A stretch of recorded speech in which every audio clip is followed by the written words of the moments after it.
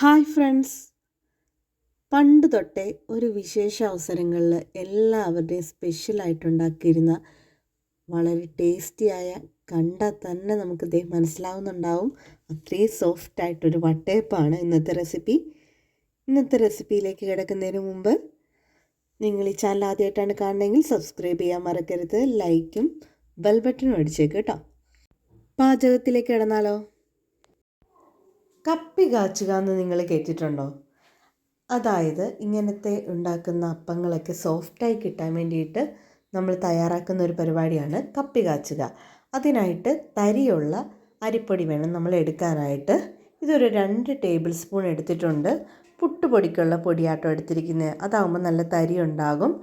1 glass വെള്ളം എടുത്തിട്ട് അതിലേക്ക് നന്നായിട്ട് ഇളക്കി യോജിപ്പിക്കുക. കട്ടകളൊന്നും വിടാതെ ഇളക്കിയിട്ട് നമുക്ക് അടുപ്പത്ത് വെച്ച് അത് നന്നായിട്ട് ഇളക്കി കൊടുക്കണം കേട്ടോ. ഒന്ന് തിളച്ചിട്ട് 2 മിനിറ്റ് വെയിറ്റ് ചെയ്യേണ്ട താമസം മാത്രമേ ഉള്ളൂ. അതിനുള്ളിൽ തന്നെ റെഡിയാകും. ഈ അരിപ്പൊടിക്ക് പകരം നിങ്ങൾക്ക് റവ വേണേൽ യൂസ് ചെയ്യാം കേട്ടോ. അപ്പോൾ ദേ കുറുകി വരുന്നുണ്ട്. ഏകദേശം ഈ ആകുമ്പോഴത്തേക്ക് നമുക്ക് ഓഫ് ചെയ്യാം.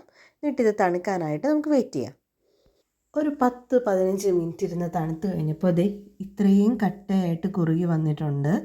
ഇനി ഇതിലേക്ക് നമുക്ക് ആവശ്യമുള്ള സാധനങ്ങൾ ചേർത്ത് കൊടുക്കാം.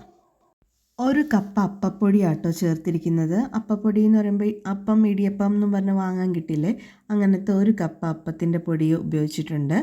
അത് തന്നെ 1/2 കപ്പ് പഞ്ചസാരയും വേണം. ഇനി ചേർക്കേണ്ടത് പുളിമാവാണ്. പുളിമാവ് എന്ന് പറയുമ്പോൾ സാധാരണ നമ്മൾ അപ്പമൊക്കെ ഉണ്ടാക്കാൻ വെച്ചിരിക്കുന്ന മാവിൻ്റെ ബാറ്ററിയിൽ നിന്ന് ഒരു 3 ടേബിൾ സ്പൂൺ എടുത്തിട്ടുണ്ട് കേട്ടോ.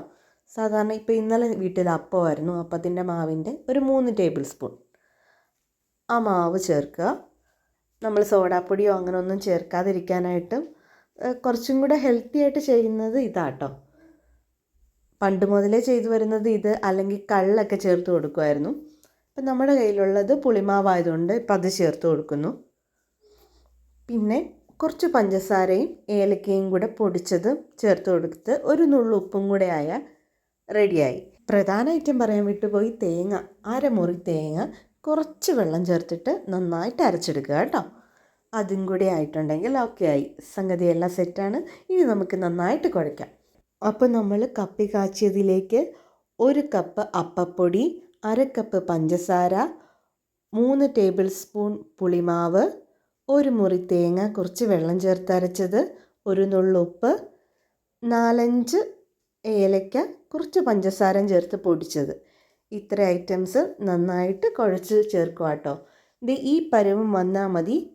വെള്ളം കൂടിപ്പോകരുത് കേട്ടോ. നമ്മളിപ്പോൾ ടേസ്റ്റ് ചെയ്ത് നോക്കുമ്പോൾ മധുരം മുന്നോട്ട് നിൽക്കണം, അല്ലെങ്കിൽ ആവിയിൽ പുഴുങ്ങിയെടുത്ത് കഴിയുമ്പോൾ മധുരം കുറയും. അതുകൊണ്ട് മധുരം നല്ലോണം ഉണ്ടാവണം കേട്ടോ. ഈ പാകത്തിൽ ഒട്ടും വെള്ളം കൂടരുത്. നമ്മൾ ആ തേങ്ങ അരച്ചതുമായിട്ട് മിക്സ് ചെയ്യുമ്പോൾ ഈ പാകത്തിൽ തന്നെ കിട്ടും കേട്ടോ. ഇനി ഈ പാകം നിങ്ങൾക്ക് കിട്ടുന്നില്ലെങ്കിൽ കുറച്ച് വെള്ളം ചേർത്തോ. ഈ മാവ് മിനിമം ഒരു 4 മണിക്കൂർ നമ്മൾ റെസ്റ്റ് ചെയ്യണം. 5 മണിക്കൂർ കഴിഞ്ഞിട്ടാട്ടോ ഞാൻ എടുത്തിരിക്കുന്നത്. 5 മണിക്കൂർ കഴിഞ്ഞപ്പം ഇങ്ങനെ പാകത്തിൽ നല്ലോണം പൊങ്ങി വന്നിട്ടുണ്ട്. ഇനി ഇത് ഒരു പാത്രത്തിലൊഴിച്ച് നമുക്ക് ആവിയിൽ പുഴുങ്ങിയെടുക്കാം. ഞാൻ ഇതിനെടുക്കുന്ന സാധാരണ സ്റ്റീലിൻ്റെ പാത്രമില്ലേ, ചോറിനാനൊക്കെ എടുക്കുന്ന ആ സ്റ്റീലിൻ്റെ പാത്രമാണ് എടുത്തിരിക്കുന്നത്. ഇനി ഈ പാത്രത്തിലേക്ക് നെയ്യ് ചേർത്ത് തടവാട്ടോ. നെയ്യ് ആകുമ്പോൾ കുറച്ചുകൂടെ ടേസ്റ്റ് വരും. വെളിച്ചെണ്ണയിലും നെയ്യ് ചേർത്ത് തടവാം.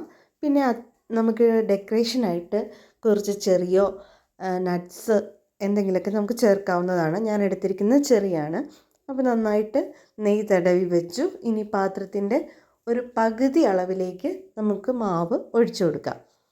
ഇനി നമുക്ക് അപ്പച്ചെമ്പിൽ വെച്ചിട്ട് വേവിച്ചെടുക്കാം കേട്ടോ. ആദ്യം വെച്ചിട്ട് തിള വന്ന് ഒരു 2 മിനിറ്റ് നമുക്ക് വെയിറ്റ് ചെയ്യാം. കാരണം അതിന് ശേഷം മാത്രമേ നമ്മൾ ചെറി വെക്കാൻ പാടുള്ളൂ. ചെറി വെക്കുക കേട്ടോ. ആദ്യം നന്നായിട്ട് ആവിയൊക്കെ വന്നു കഴിഞ്ഞിട്ടാണ്. അപ്പോൾ ഒന്ന് ജസ്റ്റ് മുകളിലത്തെ ഭാഗം ഒന്ന് സെറ്റായി തുടങ്ങും. അല്ലെങ്കിൽ നമ്മൾ ആദ്യമേ ചെറി വെച്ചിട്ടാണ് അപ്പച്ചെമ്പിൽ മാവ് വെക്കുന്നതെങ്കിൽ ചെറി പയ്യെ താന്നു പോകും.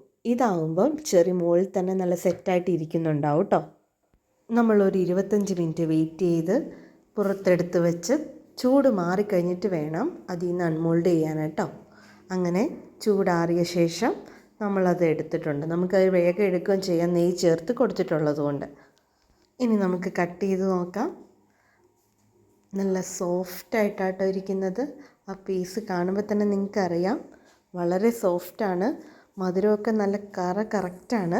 നിങ്ങളെല്ലാവരും ട്രൈ ചെയ്ത് നോക്കണം, നിങ്ങൾക്ക് എന്തായാലും ഇഷ്ടപ്പെടും. അപ്പോൾ മറ്റൊരു വീഡിയോ ആയിട്ട് വീണ്ടും കാണുന്നവരേക്കും ബൈ.